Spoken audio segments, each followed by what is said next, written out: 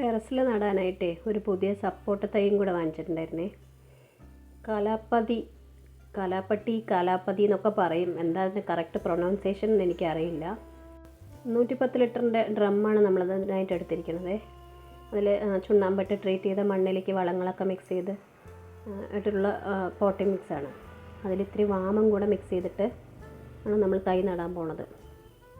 ഇതുപോലെ കട്ട് ചെയ്യുകയാണെങ്കിലേ മണ്ണ് ഇളകാതെ നമ്മൾക്ക് ചെടിയെ പുറത്തേക്ക് എടുക്കാൻ പറ്റും. ആദ്യം അടിവശം കട്ട് ചെയ്ത് മാറ്റുക. നല്ലോണം കട്ട് ചെയ്തെടുത്തിട്ട് റൂട്ടിലൊന്നും തട്ടാതെ കട്ട് ചെയ്തെടുത്ത് മാറ്റിയ ശേഷം മണ്ണിലേക്ക് ഇറക്കി വയ്ക്കുക. നല്ലോണം റൂട്ടൊക്കെ വന്നിട്ടുള്ളൊരു പ്ലാന്റാണ്. ഇങ്ങനെ മണ്ണിലേക്ക് ഇറക്കി വെച്ചിട്ട് ആ കൂട് മെല്ലെ പൊക്കി ബ്രാഞ്ചസിനൊന്നും ഇലകളൊന്നും കൊഴിയാതെ പൊക്കി വെളിയിലേക്ക് എടുക്കുക. ഇനി നല്ലോണം മണ്ണ് ഫില്ല് ചെയ്ത് കൊടുക്കുക. എല്ലാ ഭാഗത്തും നന്നായിട്ട് ഫില്ല് ചെയ്ത് ഈ ഗ്രാഫ്റ്റ് ചെയ്ത ഭാഗം പുറത്ത് വരണേ. അത് മണ്ണിൻ്റെ അടിയിൽ പോയി കഴിഞ്ഞാൽ ചിലപ്പോൾ ചെടിക്ക് ഉണക്കം തട്ടാൻ സാധ്യതയുണ്ട്. മണ്ണിൻ്റെ പുറത്ത് തന്നെ അത് പുറത്തായിട്ട് തന്നെ കാണണേ. ചെടി നല്ലോണം അമർത്തി വെച്ച് ഫില്ല് ചെയ്ത് മണ്ണൊക്കെ ഫില്ല് ചെയ്ത് കൊടുക്കുക.